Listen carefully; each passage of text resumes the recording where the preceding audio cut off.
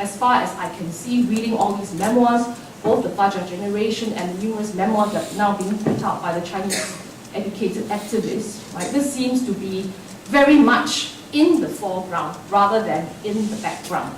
So I would sort of urge that more attention should perhaps, if we want to properly historicize and not put all sorts of blinkers, right, or reading history with a presentist angle, that more attention should be placed on this historic episode.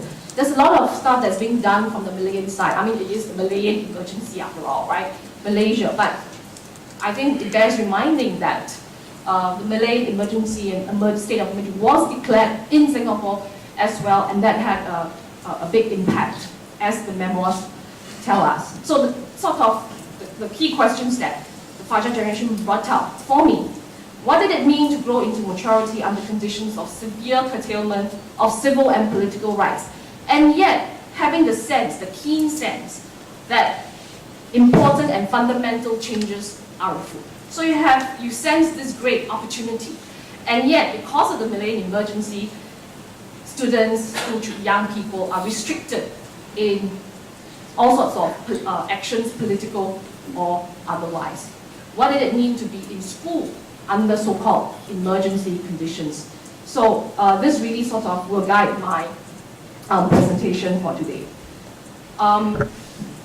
The other sort of part of my title is this term called British colonial nationalism. I know it sounds oxymoronic, right? How can colonialism come together or go with nationalism? But this is not a term that I invented. It's actually used by British historians, Christopher Bailey and Tim Harper in their book. And they sort of use the term colonial nationalism to describe and to refer to the British project in nation building after the war in 1945.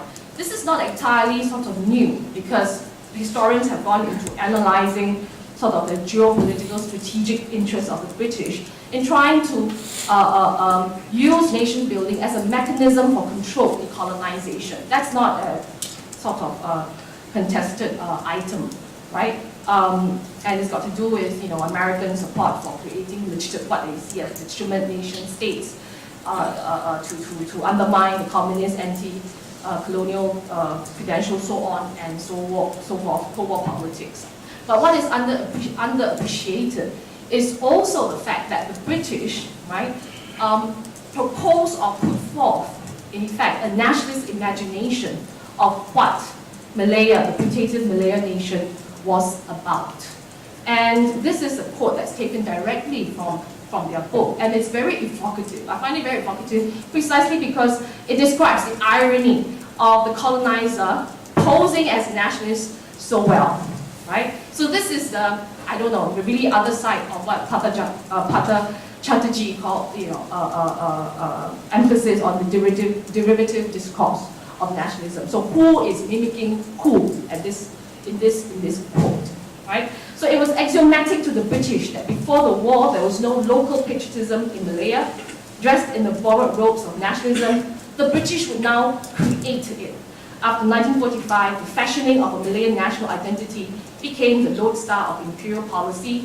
What was now called nation building was taken up with an evangelical fervor by a post-war generation of British officials and educators. And there's a specific reference to British educators because the whole project, this whole project of nation building, education was a central site, it was a central theme. Now, how did the British imagine the putative Malayan nation? It was sort of supposed to encompass all the major ethnic groups in Malaya without privileging one or the other. So this was definitely a move away from the pre-war British policy of regarding the Malays as sort of, you know, indigenous group and should be protected, so on and so forth. This was a decisive change in the way they imagined Malaya, the putative nation. There was a strong focus on education, and this is in their words: a responsible middle class united by English education and the values it carried. So I'm going to turn to this focus on education, brief discussion of British policies and how they translated, these policies translated British colonial nationalism. Now by August 45, right, the British planners in London Colonial Office had already formulated a long-term policy directive with regards to educational policies. And these are some of the key main items: fostering in Malayan Union and Singapore a sense of common citizenship and a partnership within the British Commonwealth, privileging of English as a common language. But this did not lead to simply an anglicized nationalist imagination. Rather, with the inclusion of some provision for preserving vernacular medium schools, right, it was supposed to project a sort of a multi-ethnic nationalist imagination. Now, the British were committed to a principle of parity of all language streams, even at this early stage. So this policy actually provided for free elementary education for all language streams, including vernacular Chinese language, right? So if you studied in English medium schools, the policy provided for a compulsory, sort of that you need to study a compulsory subject on your mother tongue or your vernacular language. And if you are sort of enrolled in vernacular medium schools, you're supposed to take English as a second language. Now, the planners were sort of aware that by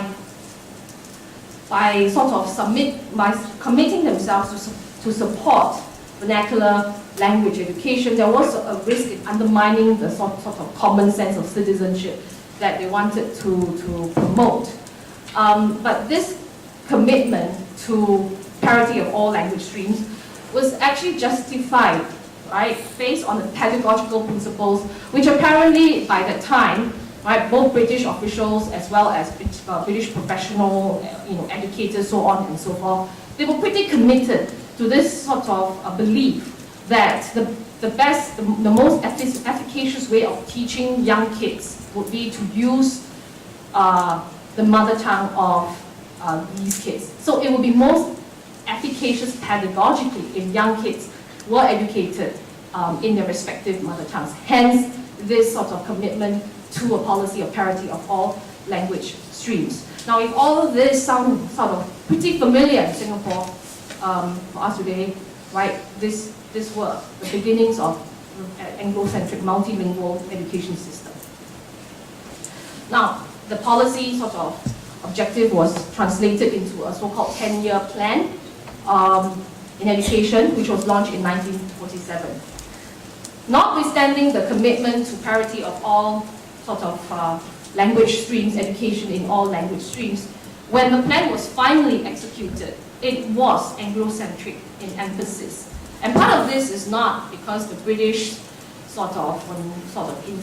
actually they were insincere, I suppose, in executing, right, this multi-ethnic parity of all language stream vision, but that some of the local Straits Chinese communities, they were actually, local Straits Chinese community was actually demanding for more English medium education as opposed to sort of pure vernacular language education. But the strange, odd thing was that despite this commitment to respect all vernacular language, right, if you examine the TYP, right, the interesting thing was it neglected and sidestepped a very crucial, or in retrospect, crucial issue of how the British proposed to draw in existing vernacular, in particular the Chinese and Indian vernacular schools, into the system that they wanted to create. In fact, the TYP sort of, I think, adopted a pretty ostrich-like mentality. You don't see it, doesn't exist. And this is straight from the TYP. It will be seen, therefore, that in Singapore, the development of this new policy of free primary education and of regional vernacular schools would mean practically the introduction of a new system rather than the extension of an already widely based one. The explanation for this is how the British perceive, especially vernacular Chinese education, as simply too alien, too communal in outlook, very difficult to absorb into sort of this new system that they want to create. So we are better off sort of starting from scratch, creating an entirely new system. So despite this commitment to parity of language, stream, Chinese, whatever, right,